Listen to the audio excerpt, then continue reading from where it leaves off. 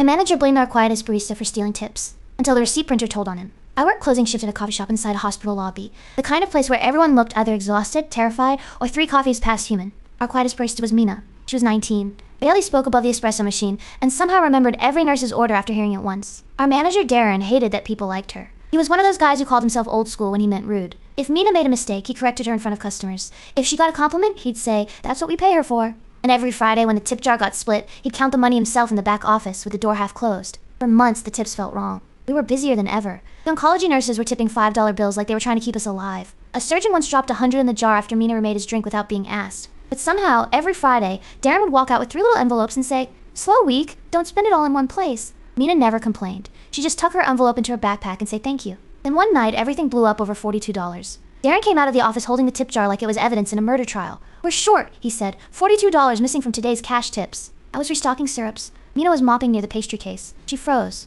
Darren looked straight at her. "Mina, empty your pockets." The lobby went quiet. Not fully quiet, because hospitals are never fully quiet, but quiet enough that the woman waiting for a latte stopped scrolling her phone. Mina's face went white. "I didn't take anything." "Then empty your pockets," I said. "Darren, come on," he snapped. "This is management business." Mina emptied her apron. Pen, lip balm, a folded bus schedule, 2 quarters, no cash. Darren wasn't done. Backpack too. That was when Mina started crying.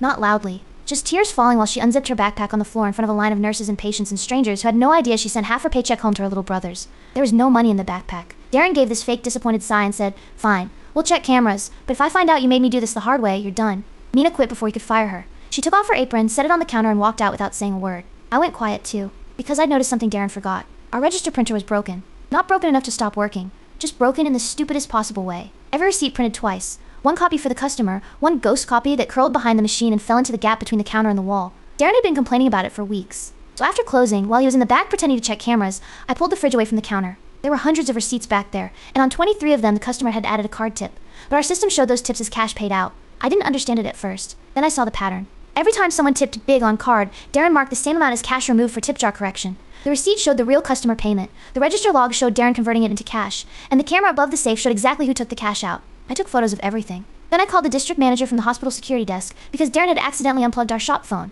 The next morning, Darren held an emergency meeting to announce new honesty policies. He didn't get 3 sentences in before the district manager walked in with a hospital security officer and a folder full of receipt copies. Darren tried to say it was a misunderstanding. The district manager opened the folder and said, "Great. Then explain why the receipt printer knows Mina didn't steal anything." Mina came back 2 weeks later. Not because Darren was gone, though he was. She came back because every nurse on the oncology floor signed a card asking her to. Inside it was $42 in cash, plus the tips Darren had stolen, plus one note in shaky handwriting from an old patient who always ordered chamomile tea. It said, "You were the only quiet part of my day." Mina taped that note above the espresso machine, and nobody ever touched the tip jar again.